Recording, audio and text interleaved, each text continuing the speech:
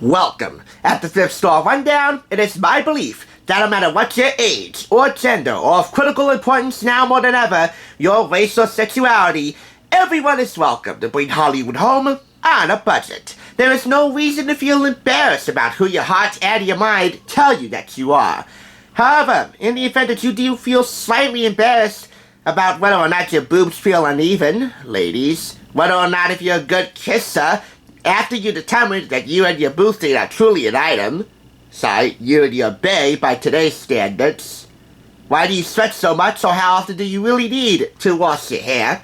That's where this special issue of 17 magazine comes into action, with 101 answers to your most embarrassing questions, featuring real advice from people who have been through the trials of adulting, and real advice from several top leading licensed experts, primarily in the fields of health and medicine, but in several other areas as well. This was on news magazine stands until February 2020, so it's a relatively new item.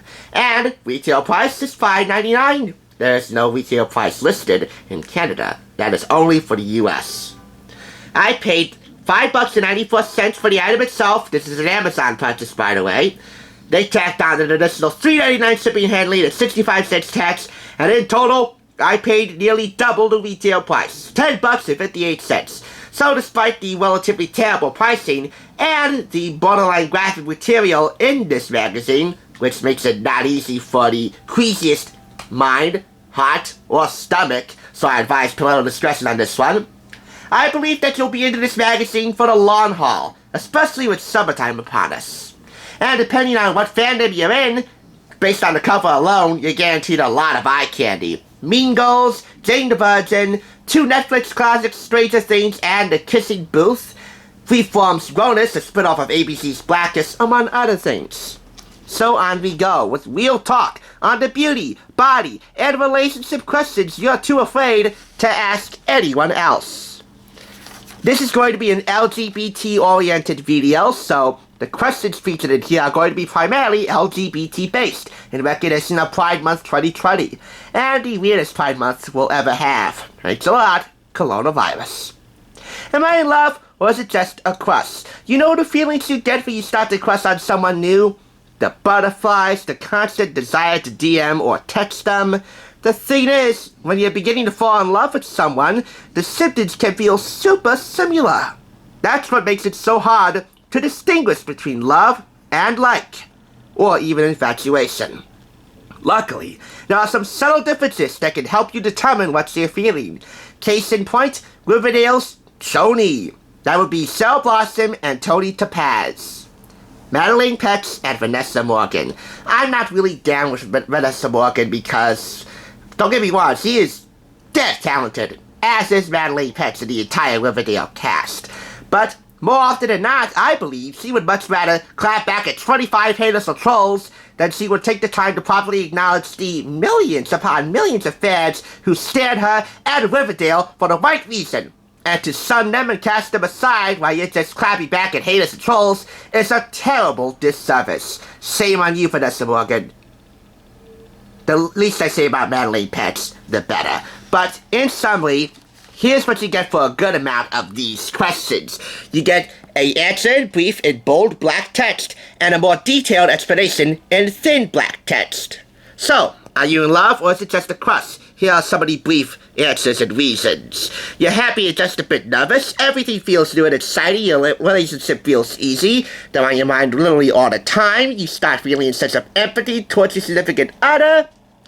You become more affectionate toward them, among other answers and other reasons. For you Riverdale fans, you're in for quite a treat in here. We have not 1, not 2, but 3 Riverdale picks. But before we get to the second one, let's go on to number 10. What does being queer really mean?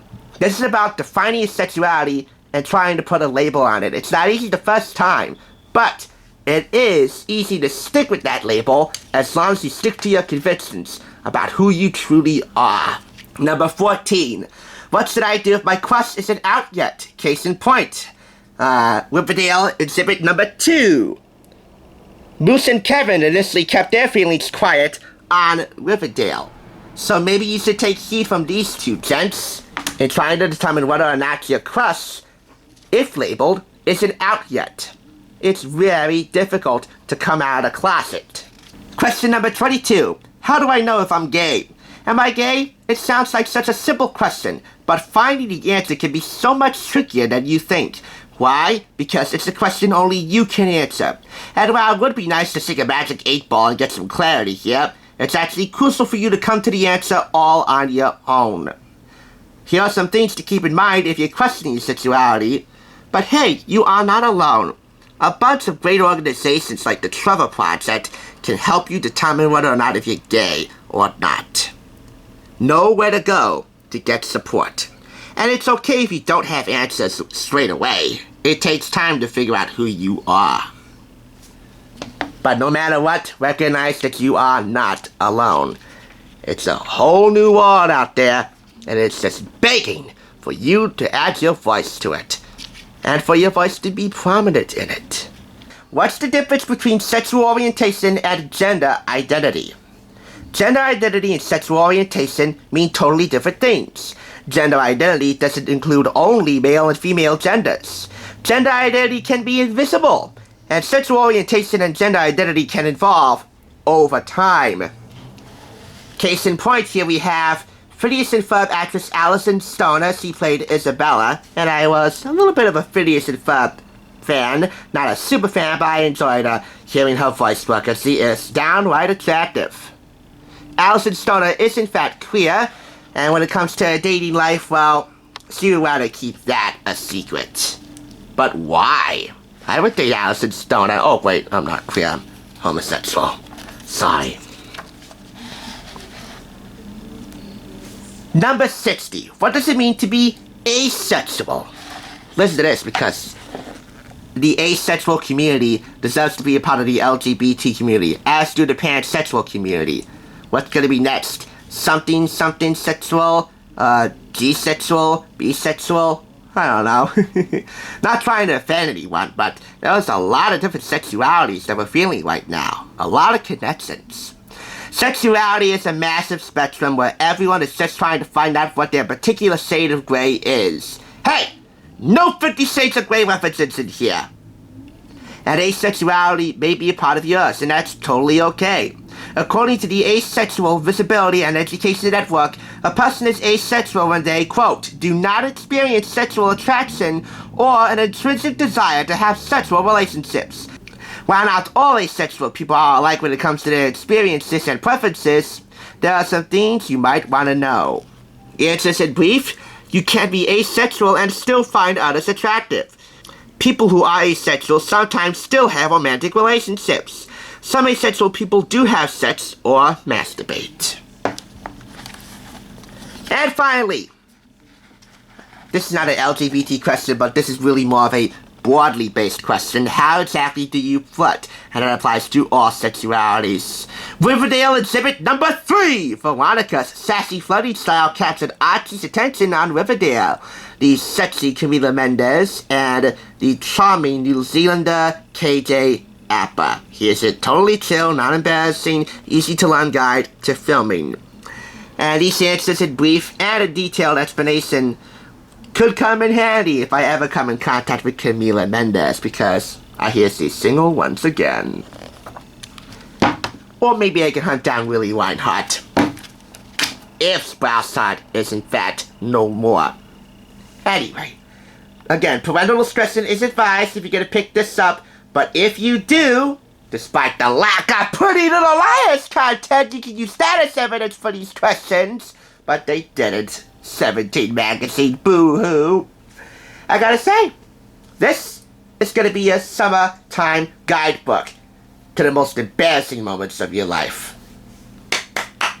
I award it 4 out of 5 claps, and we got more 17 content on the way. May I present for your observance and acceptance Exhibit 1, 17's ultimate guide to guys. What he really thinks about flirting, dating, relationships, and you, which I want to review for the summertime.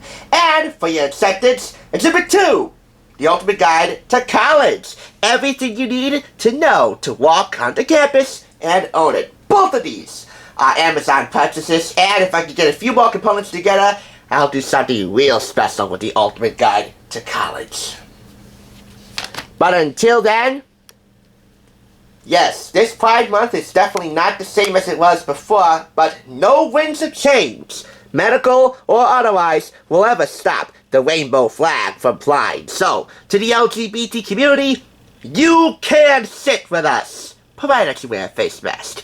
End of discussion.